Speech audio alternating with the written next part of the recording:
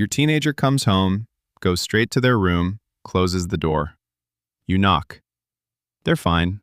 They're always fine. But you've watched them go from a kid who used to run outside until dark to someone who genuinely cannot tell you the last time they felt happy. And you don't know if that's normal teenage stuff or something else. It's something else. A 2023 study out of Harvard found that teens who spend less than 1 hour outside daily show significantly higher rates of depression, anxiety, and what researchers are now calling cognitive fragility, a reduced ability to handle stress, regulate emotion, and think clearly under pressure. Your teen's brain is still being built right now, and nature isn't optional for that process. It is literally the construction material. Pull it away, and the structure weakens. Dr. John Rady at Harvard Medical School calls outdoor exposure miracle grow for the brain. The APA flagged nature deficit as a contributing factor in the teen mental health crisis in 2022. This is not fringe science. This is where the research has landed.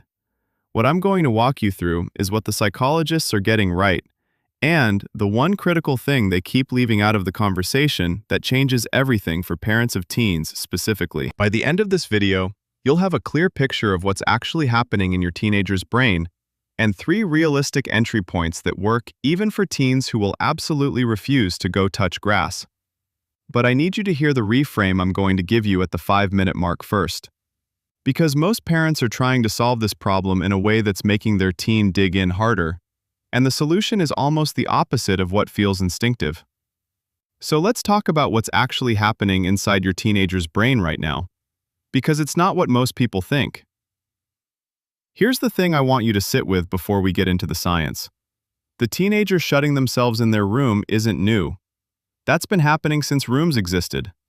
What is new, and what makes this generation categorically different from every previous generation of teenagers, is the neurological environment they're developing inside. The adolescent brain between the ages of 12 and 25 is the most neuroplastic it will ever be outside of infancy. That means it is the most responsive to environment. It is being shaped in real time by every repeated experience, every stimulus, every pattern of input it receives. Whatever the brain gets consistently during this window becomes, quite literally, the wiring it carries into adulthood. For almost every previous generation, that wiring happened in an environment that included, by default, sunlight, physical unpredictability, exposure to weather, natural textures, and the particular kind of mental quiet that comes from being somewhere without a notification system. Not because parents planned it, just because that was the world. Today's teens are the first generation in human history to spend the majority of their developmental window indoors, under artificial light, in front of high-stimulation screens that are specifically engineered by teams of behavioral psychologists to capture and hold attention by triggering dopamine release every few seconds. That's not a parenting failure. That's a structural shift in the environment that nobody was prepared for, but it has consequences. And the consequences are exactly what you're seeing in your house. Section 1. The problem deeper than you think. The dopamine recalibration. Let me explain what's actually happening in your teen's brain, because this is the piece most parenting content skips over, and it's the piece that explains everything else. Dopamine is the brain's reward and motivation chemical. It gets released when you experience something novel, pleasurable, or stimulating. And here's the key thing. Your brain calibrates its baseline dopamine sensitivity based on how much stimulation it regularly receives. When a teenager spends 6, 8, 10 hours a day interacting with content that is engineered to deliver microdoses of dopamine every few seconds, a new video, a new comment, a new notification, their brain adjusts. It recalibrates its baseline upward. It becomes accustomed to that level of stimulation. And then what happens when that same teenager steps outside into a quiet park, or sits in a backyard, or goes for a walk with no soundtrack? The brain experiences what neuroscientists call dopamine withdrawal. Not metaphorically, literally. The environment feels flat, understimulating, uncomfortable, almost physically wrong. The teen isn't being dramatic when they say outside is boring, is why telling a teen to just go outside doesn't work.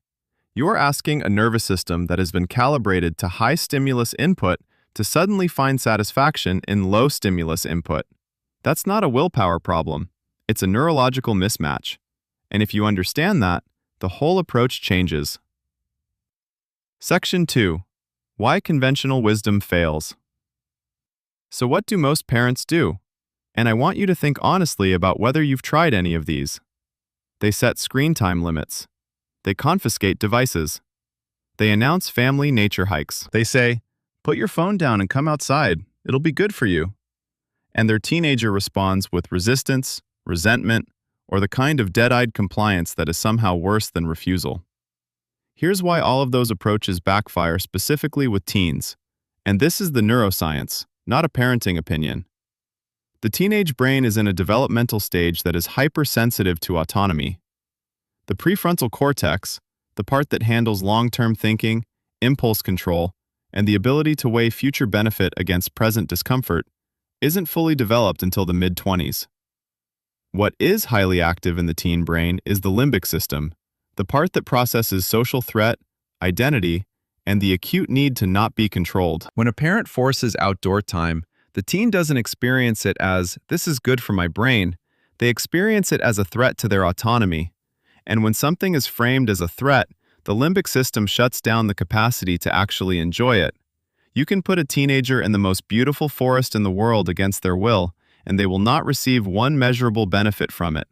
The stress response will cancel the nature benefit entirely.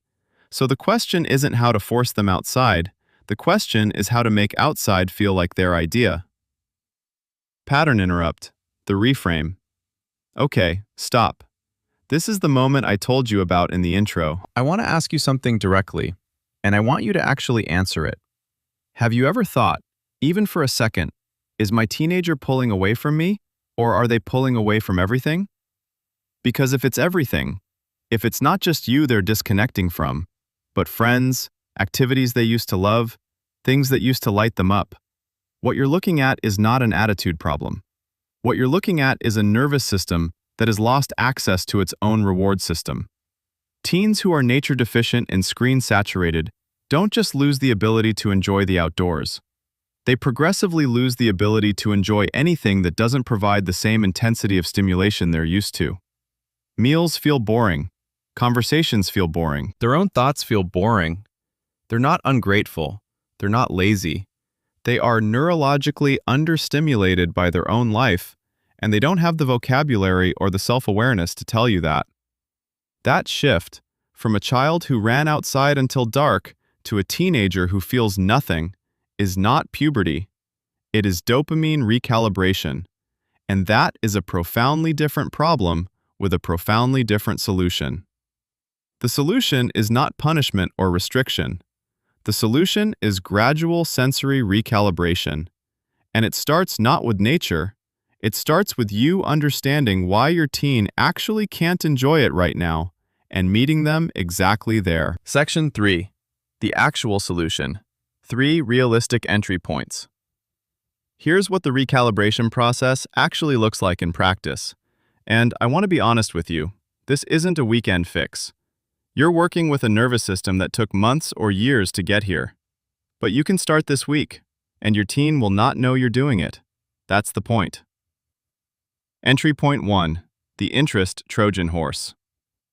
Every teenager has at least one thing they're genuinely interested in that has a possible outdoor version. Photography, skateboarding, fitness, music, urban exploration, astronomy, fishing, cooking over fire. Your job is not to manufacture a nature interest. It's to find the bridge between what they already care about and an environment that happens to be outside. A teenager who refuses a family walk will sometimes agree to go somewhere specific to photograph graffiti, or to skateboard a new spot, or to find a better place to watch the meteor shower they mentioned once 3 months ago. You're not taking them to nature, you're taking them to their interest, and nature is the venue. The exposure still works, the dopamine reentry still happens, and it happens without the autonomy threat that shuts it all down. Entry point 2. The side-by-side, not face-to-face. This one is backed by a specific body of research on teen-parent communication that I find genuinely fascinating. Teenagers are dramatically more likely to open up, to relax, and to engage authentically when they are doing something side by side, moving, building, walking, than when they are sitting across from a parent in what feels like a direct conversation. The face-to-face conversation activates the social performance centers of the brain. The teen is managing how they appear, what they reveal, how they're being perceived. Side-by-side movement, a walk, shooting hoops, digging in a garden, deactivates that performance mode. The guard comes down. Things get said. So the secondary benefit of getting your teen outside is not just neurological recalibration. It is the single most reliable environment for actual connection, and that is worth more than any other thing I could tell you in this video. Entry point 3. The 10-minute no-phone contract. This one is simple, and it works on the neuroscience of threshold crossing. The biggest barrier to outside is inertia. The nervous system doesn't want to leave the high-stimulation environment. But research on behavioral activation shows that the aversion to starting an activity is almost always disproportionate to the actual experience of doing it. Make one agreement, not a rule, an agreement, that when you go somewhere together, the first 10 minutes are phone-free. Not the whole trip. Just 10 minutes. That window is enough for the nervous system to begin adjusting, for the sensory environment to register, for the cortisol to start dropping. Most teens, past those 10 minutes, don't reach for the phone because something has shifted and they can feel it, even if they won't admit it to you. Section 4. Real example. Let me tell you about a pattern I've seen play out in family after family because I think it'll make all three of those entry points feel more real. Parent has a 14-year-old, used to play soccer, used to have friends over constantly, used to be easy to read. Now the kid is in their room by 4 p.m. every day, barely talking at dinner, doing fine enough at school that it doesn't trigger any official alarm bells, but clearly not okay. The parent has tried talking, has tried taking the phone, has tried announcing Sunday hikes that the teen tolerates like a hostage situation. This parent shifts the approach. They find out the kid has been watching a lot of videos about urban street photography. The parent, with zero photography background, says, "I want to learn how to take better photos on my phone. Will you show me?" The teen says, "Sure," somewhat suspiciously. They spend an afternoon walking around downtown. The teen is technically teaching. The parent is technically the student. Nobody calls it nature. Nobody says, unprompted, "We should do this 100% of the time." Says, unprompted, "We should do this again." The parent didn't fix the dopamine recalibration in one afternoon, but they found the Trojan horse, and they created the side-by-side condition where the teen felt competent, autonomous, and genuinely connected without knowing that was what was happening. That's what the re-entry looks like, not a hike, an afternoon that happens to be outside. Here's what I want you to hold on to from everything we covered today. Your teenager is not broken. They have not become a different person. The kid who ran outside until dark is still in there. Their nervous system has just been recalibrated to a stimulation level that makes the world feel flat. That is reversible. The brain is plastic. It responds to new input. It just needs the new input to come in a way that doesn't trigger the one thing that shuts the whole process down. The feeling of being controlled. The parents who get this right are not the parents who set the strictest rules. They're the parents who got curious about their teenagers' actual interests and found a way to put those interests outside. They're the parents who stopped talking at their teen face-to-face and started walking next to them. They're the parents who made 10 minutes feel manageable instead of asking for a commitment the nervous system wasn't ready to make. And those parents, almost without exception, get something back they thought they'd lost. Not immediately, not all at once, but something comes back. A comment in the car. A moment of genuine laughter. Can we do this again?